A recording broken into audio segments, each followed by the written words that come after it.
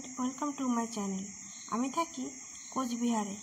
আজকে বিকালে ঘুরতে গেছিলাম কোচবিহারের একটি সুন্দর গ্রাম নাটাবাড়িতে।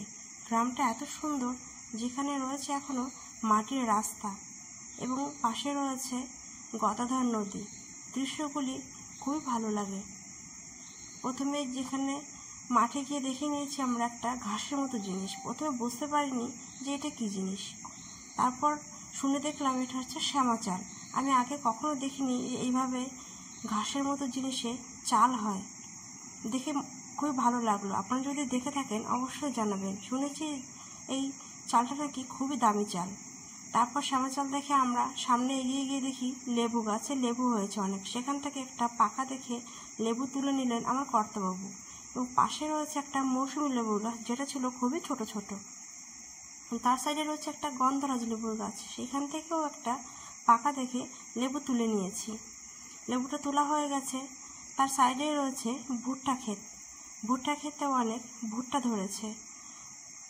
ভুট্টা ক্ষেতের পাশ দিয়ে চলে গেছি আমরা সেই গদাধর নদীর পাড়ে। ওইখানটা গিয়ে মন প্রাণ দুটো জুড়িয়ে গেছে।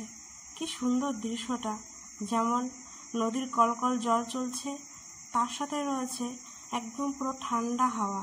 যেখানে আমরা শহরে গরমে অতিষ্ঠ হয়ে যাচ্ছি, সেইখানটায় এই জায়গাটা এত সুন্দর, মন চাইছিল না যে ওইখান থেকে চলে আসি। মনে হচ্ছিল ওইখানটায় বসে এই দৃশ্যটা উপভোগ করি।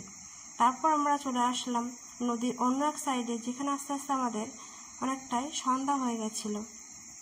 সেইখানটা পড়েছে বালির চড়া, পাশে রয়েছে ঝাউ গাছ এবং সাইডে রয়েছে সেই গদাধর নদী।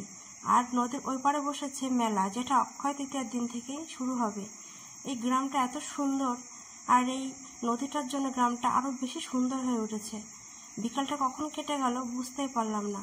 আপনাদের কেমন লেগেছে অবশ্যই জানাবেন, এবং যদি ওই শ্যামা চালটা আপনারা আগে দেখে থাকেন অবশ্যই বলবেন কেমন লাগলো ভিডিওটা। ধন্যবাদ।